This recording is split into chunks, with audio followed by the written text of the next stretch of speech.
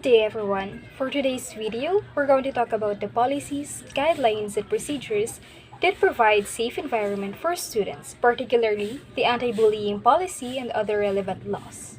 Written in the Article 2118, 220, and 233 of the Family Code of the Philippines and Presidential Decree Number 603, gives the school, its administrators, and teachers, entity, or institution engaged in childcare the special parental authority and responsibility over the minor child while under their supervision.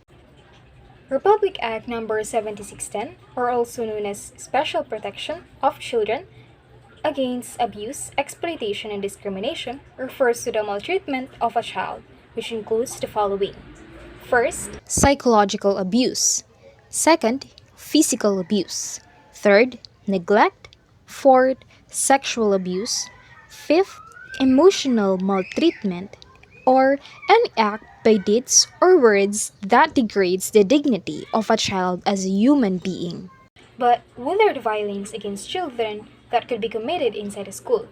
Well, it could be a single act or a series of acts committed by a school administrator, classmates, academic or non-academic personnel, which likely to result in the following.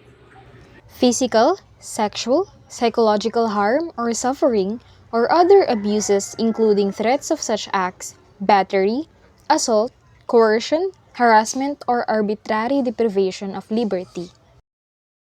What is bullying? Bullying, according to Republic Act 10627, is any severe or repeated use of one or more students of a written, verbal, or electronic expression, physical act or gesture, or a combination thereof towards another student, which can actually cause harm, either emotional or physical, to the student.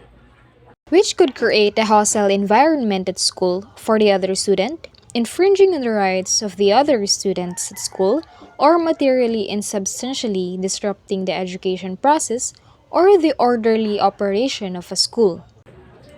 What can the school do to prevent bullying? First, you need to ensure the institution of effective child protection policies and procedures and monitor compliance thereof. The school must adopt a child protection policy and ensure that the participatory and other rights of children are expected and upheld in all matters and procedures affecting their welfare. And lastly, coordinate with appropriate offices, agencies, or instrumentalities for appropriate assistance and intervention. With regards to bullying, this is what you should remember. First, anonymous reports should be entertained. All bullying incidents should be reported to the teacher or any school head so that they could contact the parents of the bully and the victim. If there are another school involved, the first school that was first informed should notify the other school so that they would know the appropriate action to be made. If the bullying incident resulted in serious physical injuries or death, the case shall be dealt with in accordance with the provisions of Republic Act No. 9344, or also known as the Juvenile Justice and Welfare Act as amended, and its implementing rules and regulation in connection with other applicable laws as may be warranted by the circumstances attendant to the bullying incident. Along with bullying, teachers should also take note of the sexual harassment that could happen to his or her student. Republic Act No. 7877, or the Anti-Sexual Harassment Act of 1995, is an act declaring sexual harassment as unlawful in employment, education, and training environment, and for other purposes. So what do we mean by sexual harassment?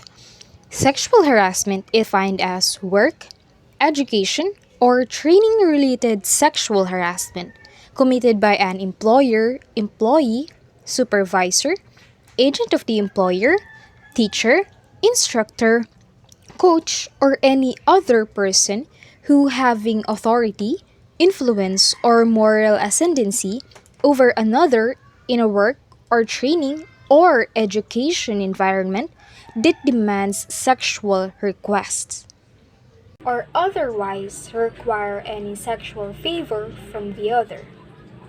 Students should immediately report it to the school officers, teachers, or any trusted individuals in the school so that they would know the appropriate action to be made.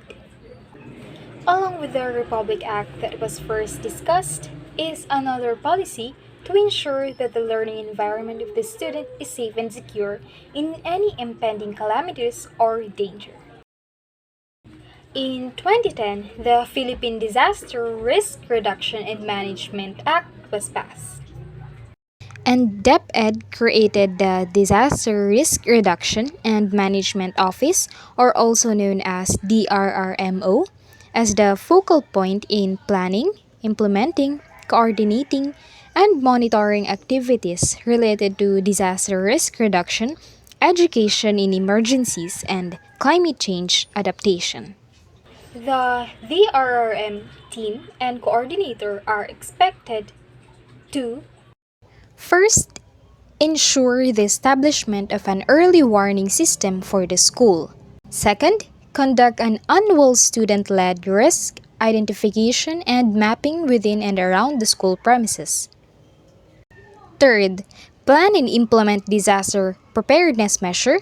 Fourth, maintain the safekeeping of vital school records and learning materials. And track all school personnel during disasters, conduct damage assessments, and facilitate immediate resumption of classes. And monitor the recovery and rehabilitation interventions implemented inside the school. In 2013, the Philippine Basic Education System widely adopted the K-12 program, which covers the kindergarten and 12 years of basic education. And now, the disaster risk reduction is integrated in the curriculum in a more comprehensive manner. In grades 1 to 10, the disaster risk reduction is integrated in the health, science, and social science subject, while in grades 11 and 12 is in earth science. So, that's it for today's video. I hope you learned something new. See you again.